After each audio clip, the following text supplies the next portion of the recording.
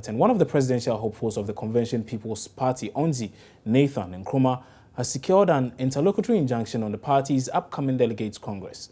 Now, this was after he was disqualified from contesting the flag bearership position of the party for failing to meet the needed requirements. Now, the party in a statement explained it declined to accept Onzi Nkrumah's nomination because he failed to comply with the set-down rules. But according to Mr. Nkrumah, his inability to go through the process was caused by the party itself. Now, he's been speaking with Joy News editor Israelai on the reliefs he's seeking in court.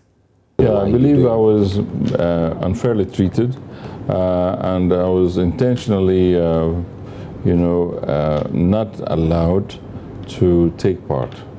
So I'm trying to redress that for legal reasons and paperwork and whatever. It took a little while to get it together. Right, so there was an explanation. Yeah. Our understanding, as told us by the CPP executives, is that you didn't fulfill all the requirements for the registration as a flag bearer. Yes. Or a candidate for a flag bearer, rather. Yeah, that's what they say.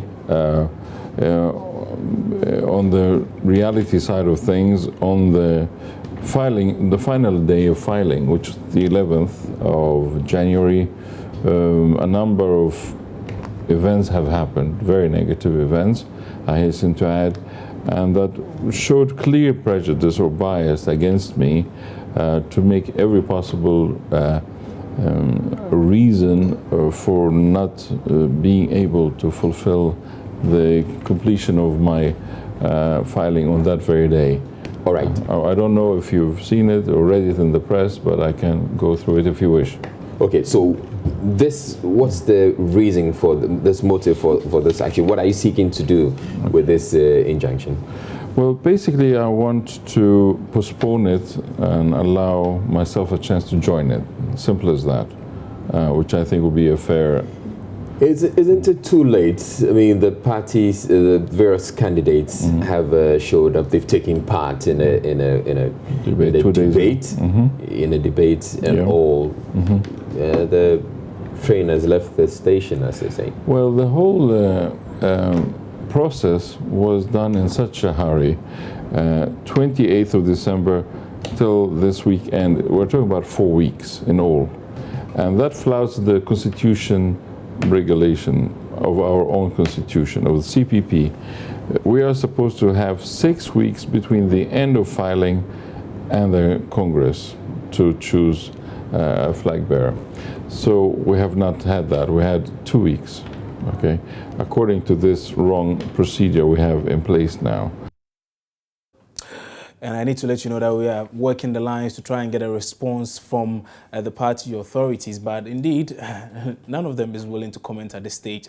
But as and when we do have any confirmation or any information from them, we will let you have that. But let's do some more stories. And fighting fire in the Ashanti region may prove more difficult in the coming days. Now, this is because the wing of the Ghana National Fire Service says it does not have rights. Says it does not have the needed funds to purchase fuel in order to fight fire in that particular region. Now, most fuel stations have refused to provide a product to the service because of huge debts they owe. Now, the effect will be the inability of the service to adequately respond to emergencies should such things occur in the region. So, really, how is the service handling this? Let's try and speak to the Deputy Public Relations Officer of the Ghana National Fire Service, Prince Billy Anaglate, who joins us on phone now with some answers. Mr. Anaglate, good morning. Many thanks for your time. Yeah, good morning. So I believe that this situation, your attention has been drawn to this particular situation in the Ashanti region. Yeah, I had a newspaper review. I had, one of the newspapers that probably a fire tender was, put out of commission due to shortage of fuel. That's exactly what I had, but not the detail of the story. So is it that officially the headquarters of the Ghana National Fire Service is not aware of this situation in the Ashanti region? And I believe the story is not true because I talked to the regional commander this morning when I heard the story, and according to the regional commander, he have been properly informed because he was able to provide money for all the tenders to be properly, managed in terms of fuel by fueling all the tenders. So he was also surprised that such a story could go into the media domain. Okay. Because there is no district fire station that has reported shortage of fuel. So he was also surprised. Right. So it isn't an issue that has even got into headquarters because it wasn't an issue at the Ashanti regional. Okay, so Mr. Naglata, I'll let you hold briefly. Let me try and get some responses from the commander in the Ashanti region, ACFO Fiajo, who joins us also on phone now. Mr. Fiajo, good morning. Many thanks for your time on News Desk. Good morning. So, really, is this the situation that you do not have enough funds to even purchase fuel? It is never true, my brother. It is never true. So, where from such reports then? Well, my attention has been drawn to the story just this morning, and I am surprised that even the reporter didn't even cross-check from me before putting up that story. I mean, there's no iota of truth in that story.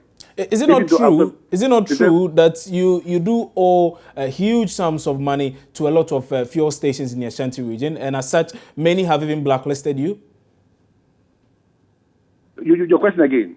I'm saying that is it not true that the Ashanti regional wing of the Ghana National Fire Service, you owe such huge sums of money to a lot of fuel stations in the region to a point where some of them... True. It is never true. Even no district or municipal or metro has drawn my attention to any bill as far as fuel is concerned. Because what I know is that even the assemblies support the fire stations, and I have evidence to that. So you are saying that your attention has not been drawn to any such thing, even in the districts or not at all. Okay, so there remains a possibility. There remains a possibility, sir. There remains a possibility. I monitor every morning, and there's something like that. Yes. So you are saying these reports are baseless? Come again? You're saying these reports are baseless? Absolute. There's no iota of truth in that. Okay, so I'm trying to establish why a reporter would just put out such information if really there's no cause for concern there. Yes, so I am also at loss why a reporter will not even cross-check those facts for me before putting it out. He probably did. I am in the region. Is it a possibility that, well, you might be covering up so that, you just save face? Why should I cover up? Even in the wake of the fire outbreak at the Central Market, the first day the chief officer was here, and he saw the way we had to mobilize 7 fire engines to fight the fire. Before he left, he even made sure that we had fuel from Accra. Before he even left Ashanti region or Kumasi. So where from this story? Interesting thoughts there, but absolutely, yeah.